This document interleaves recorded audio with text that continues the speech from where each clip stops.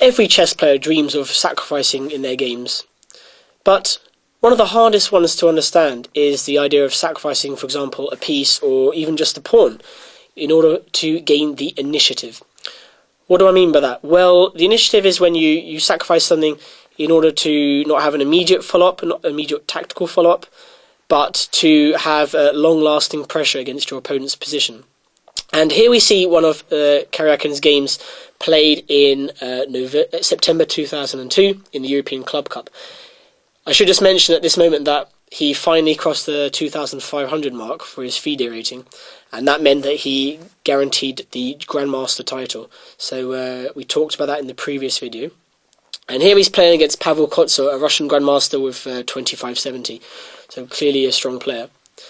And in this position reached on the board here after just 14 moves, Black played the very sensible move h4. Now, you might be thinking, why is he moving a pawn on the side when he hasn't developed any of his pieces? But White was actually threatening the positional idea of g4. And it's very important that Black plays h4 to prevent that, because then the knight on f5 will have very little squares. So after h4, White now cannot play g4 due to the en passant rule, which would favour Black, because now Black would have an outpost on f5. So, what would you do as White in this position? Well, most players would just play a developing move like bishop e2, something like this. Maybe even being a bit bolder, like castling queenside. But the move played by Karjakin was a very nice one, because there was no clear follow-up, but he just felt that the position should be good for him in the long term. And that's one of the hardest things to understand when you're playing for the initiative like this. He instead played e6. And this was given by Boris Savruk, the Israeli Grandmaster, 2 exclamation marks, by saying, "A brilliant positional sacrifice," he said. And I completely agree with Boris, because Black's structure in the centre, especially on the king side as well, is going to be irreparably broken up. And there's nothing he can do about it. He must take it, otherwise he doesn't get anything for his bad structure. So what does White have for this? Well, White has the e5 square for the knight. White also has lasting pressure on these pawns, as I've highlighted here in green. Especially the g6 pawn, where White can play something like queen g4 and try and hone in on it at some point. Another thing is, once the knight comes to e5, this allows White's bishop to come to d3 on an excellent square as well. So no real kind of winning idea, but the idea is this long-lasting pressure. It's something that, I'm going to show this to you in this game. You might think, oh, well, I really like that idea. But would you play it in your own game? That's the key difference. And I think Karjakin has the knowledge and, well, the guts, I guess, to just say, yep, I think it's going to be good for me. Let's see how it pans out. Now, I said that Black has to take it. Well, apparently f6 may have been better, but I still don't like this idea, because the g6 pawn is always going to be a target. For example, castles queen d6, rook e1, still very tricky for Black to try and go after that pawn. So I can completely understand why Kotsur played f takes e6. Now, how should White try to do anything about it? Well, he tried queen g4. Immediately the queen's standing on a very nice square here. And Black played rook h6. Well, if Black has to play a move like that, it's clear that his position is not that great. And he has to play moves like rook h6 to hold the seams of his position together. Now, knight e5, all very sensible, knight d7. And the question is, can White take on g6? And the answer is no, because tactically the queen is going to get trapped on g5. So Karjakin probably would have seen all this and thought, do I have enough compensation in this position? Yep, okay, I can't take the pawn on g6, but I still believe in my position. So instead he developed his bishop to d3, just putting pressure on Black's position. So nothing clear-cut, just applying pressure as it comes. Bishop g7, both sides castle. In fact, Black took on e5 first and played knight f8. Well, Black probably should have castled and remained pawned up. Now, the king has gone queenside, like this. So White should now concentrate his forces on that side. The Black king has already committed itself to the queen side.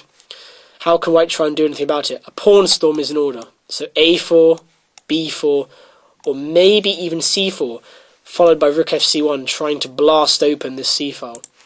And all in all, white's pieces feel that they are very harmonious. Again, we've seen Karjakin's games, this is a stamp of what he's like. He likes to play very harmonious, simple developing moves, and they're very effective, aren't they? So castle's queenside, in fact c4 is given as better, but b4 and a4 are also very strong. And now something like this, black is going to feel a lot of pressure down that c-file. So Kotsur decided to take on e5 and then play knight f8 and leave his king on e8.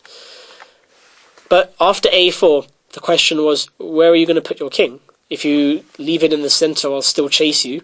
And if you castle queenside, I will chase you again. So very much easier for white to play. Also, we talked about space. One of the earlier games we talked about that pawn on e5, cutting off a bishop on g7. Well, here, what it does is it denies black use of these squares for his pieces. And also it cuts black's position in two.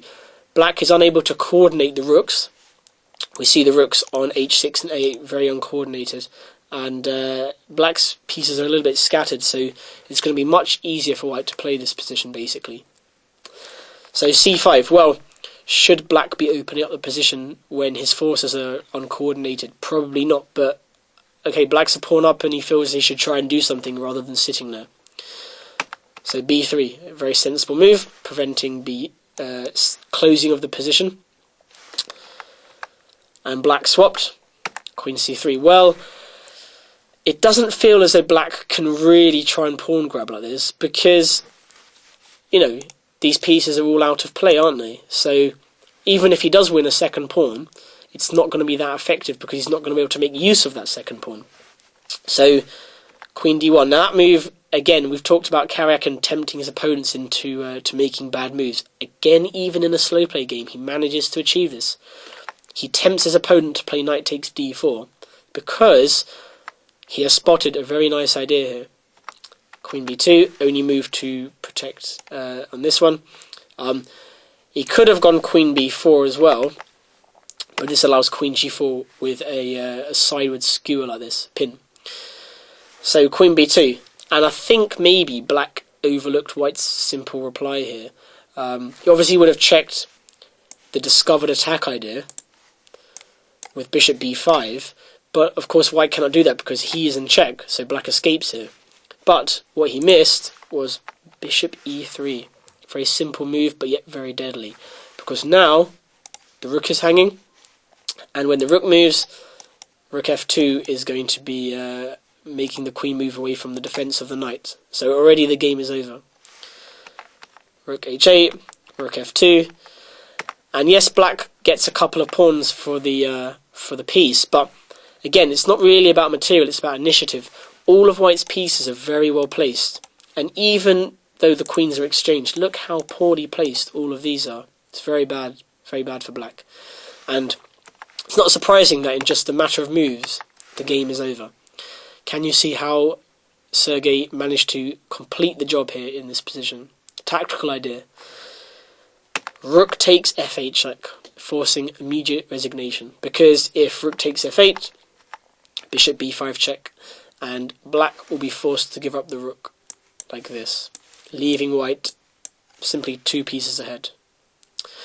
So a very nice game there, and the main theme was this sacrifice for initiative. So the next time you have in your games a chance to sacrifice a pawn, you have to weigh up what will I get for it, how will my opponent play, how much damage am I doing to my opponent, and so on. And it's one of the most difficult ideas in chess to try and really fully comprehend. So hopefully this game will help demonstrate, to the viewer how the initiative should be played.